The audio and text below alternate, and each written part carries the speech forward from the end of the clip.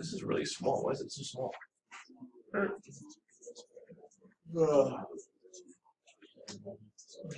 right, whatever. So number 2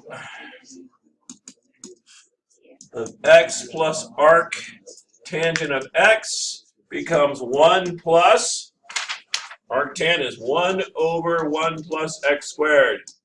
Woo! 2 done just like that. We got 2 done? Yeah. Let's do 3. 3. Integral from 0 to root 2 over 4 of 4 over square root of 1 minus 2x squared. Well, that's not perfect, is it? Who asked me for this one, by the way? That's not perfect, is it? So how do I make this perfect? I must set u equal to the ugly part that's messing me up, which means du must be 2 dx. With me? Okay. How do I make a 2 dx? 1 half on the inside, so 2 on the outside. 1 half on the inside, so 2 on the outside. We fixed all my problems. Now rewrite this. 2 integral 1 over square root of 1 minus 2x squared times 2 dx, right? Yep. From 0 to root 2 over 4. Now I'm going to change everything to u, right? Okay. This is just du. This is 1 over the square root of 1 minus u squared. And I got to change my bounds. I plug 0 into this expression over here, and I get 0.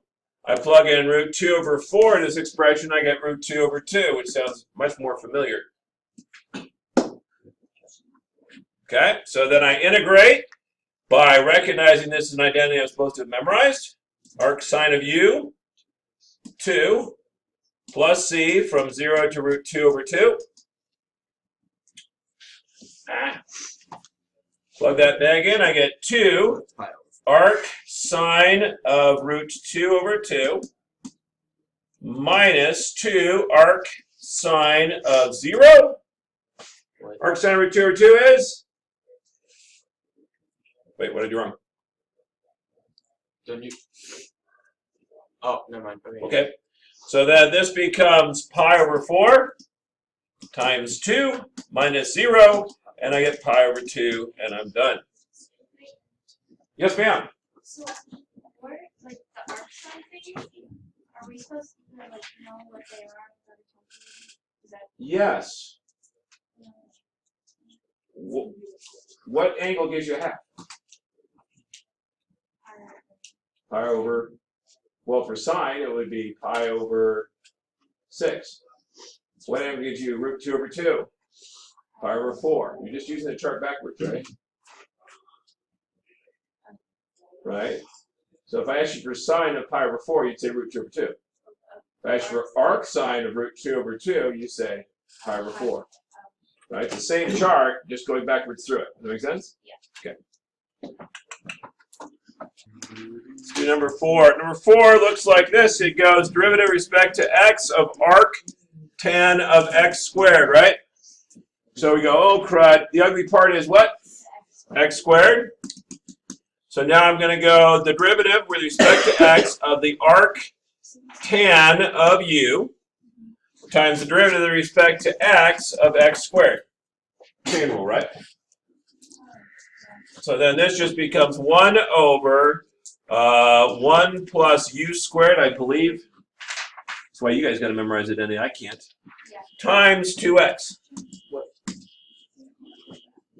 And then I plunk it back in, and I'm going to get 1 over 1 plus x to the 4th times 2x.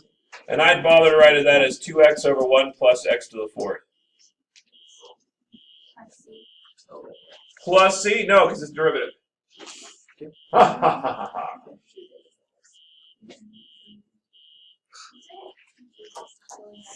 Because I always want to, like do the integral thing where you have to make it match. Yes. They gotta watch out for that. That's it. Before we write down u, we've been lately practicing that du equals what? dx. That's what you. Again, this chapter catches you 2 ways. 1, it's got a bunch of memorization for people that aren't good at studying. That's going to be a problem. The second way it gets you is that we're now remembering how to do derivatives. And so you have to figure out which way you're going. And sometimes, because the processes are very similar, because you're doing it backwards and forwards, you get trapped. It is the same pattern, because again, in order to do the chain rule backwards, which is what we call use substitution, you have to find the derivative. The same thing you're doing with the chain rule. You got this, Ann. You're doing great. I'm doing great. Powerful human being. Go.